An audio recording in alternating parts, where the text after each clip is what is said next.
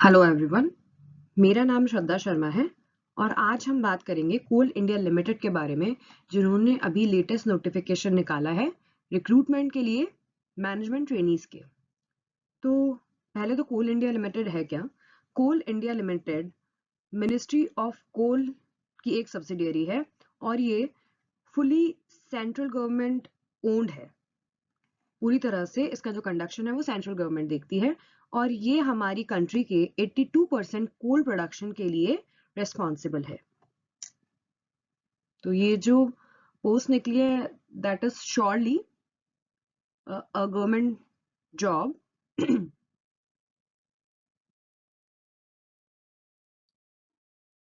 Plus इसका notification अभी जनवरी के अंदर ही आया है।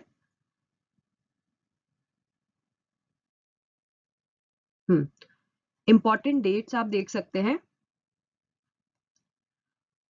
ओपनिंग हुई है 15/1/25 10 बजकर सुबह के 10 बजे एंड जो लास्ट डेट है ऑनलाइन सबमिशन का एप्लीकेशंस का वो है 14/2/2025 शाम के 6 बजे।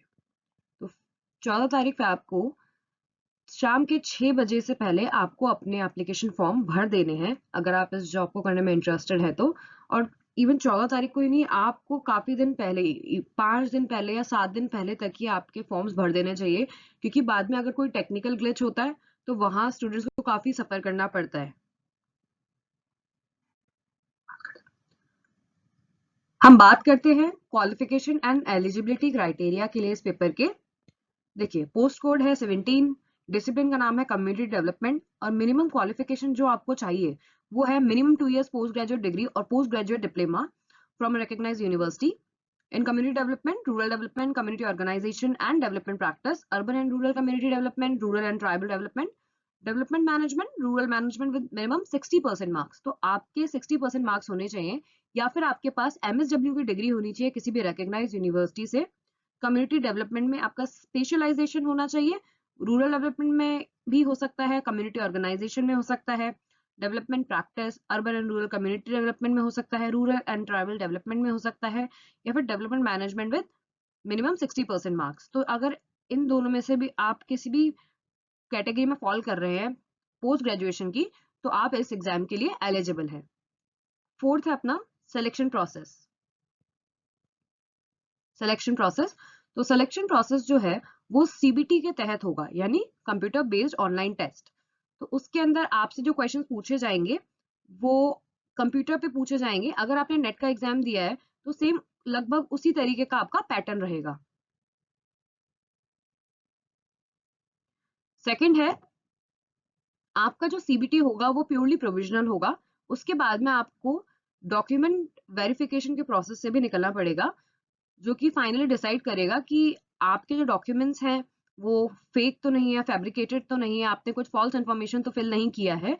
उसके बाद ही आप आगे किसी भी प्रोसीजर के लिए एलिजिबल होंगे। नेक्स्ट है टेस्ट सिटीज। तो ये conducting body, exam conducting body ही डिसाइड करती है कि किस सिटी में वो अपना एग्जाम करा रहे हैं। जनरली हम क्या करते हैं इसमें कि 3 सिटीज का नाम अपनी प्रेफरेंस के हिसाब से फिल करते हैं, लेकिन फिर भी ये wholly and solely exam conducting body ही डिसाइड करती है कि वो किस सिटी में एग्जाम आपको अवेलेबल करा सकती है या फिर आप कौन सी सिटी में आप एग्जाम दे सकते हैं। Next is computer based online test. तो इसमें पेपर 1 एंड पेपर 2 होगा, जिसके अंदर 100 मार्क्स ईच है, यानी पेपर 1 के अंदर भी आपको 100 MCQs मिलेंगे एंड पेपर 2 के अंदर भी 100 MCQs आपको मिलेंगे। Paper 1 general knowledge awareness, reasoning, numerical ability और जनरल इंग्लिश का होगा। इसमें आपसे जनरल क्वेश्चंस पूछे जाएंगे आपके बैकग्राउंड नॉलेज को चेक करने के लिए। और पेपर 2 होगा आपका जो प्रोफेशनल नॉलेज आपको चेक करेगा, जो आपको इस एग्जाम के लिए चाहिए, जिसमें आपका मास्टर्स ऑलरेडी किया हुआ है।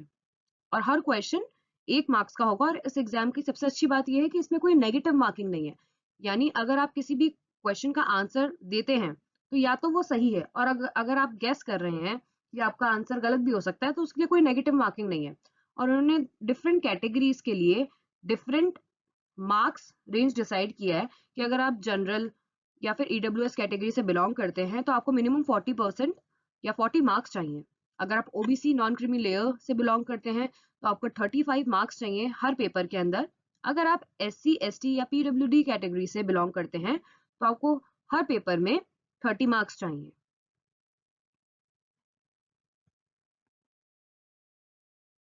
अब इन्होंने यहाँ पे टेंटेटिव वैकेंसीज बताई हैं हर कैटेगरी के अंदर।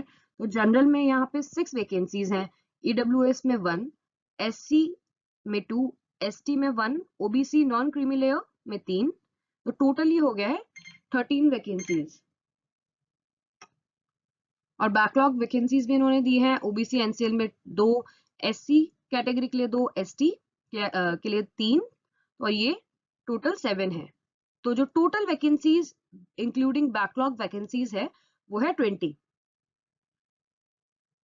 अब यहाँ पे आप अपर एज लिमिट इसकी देख सकते हैं।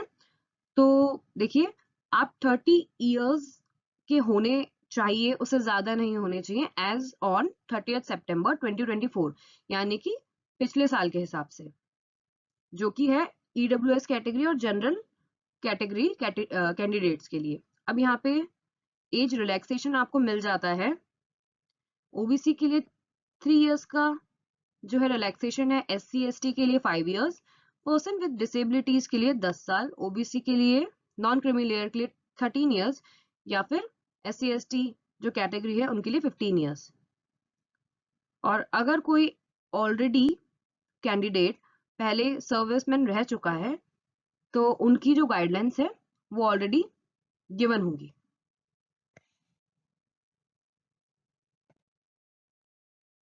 अब यहाँ पे ये कॉम्पनसेशन स्लैश पे के बारे में बताया गया है कि आप मैनेजमेंट ट्रेनिंग की तरह जब ज्वाइन करते हैं तो आपको E2 ग्रेड स्केल ऑफ पे मिलेगा, जो कि 50,000 से 1,60,000 का बीच में कहीं रहेगा।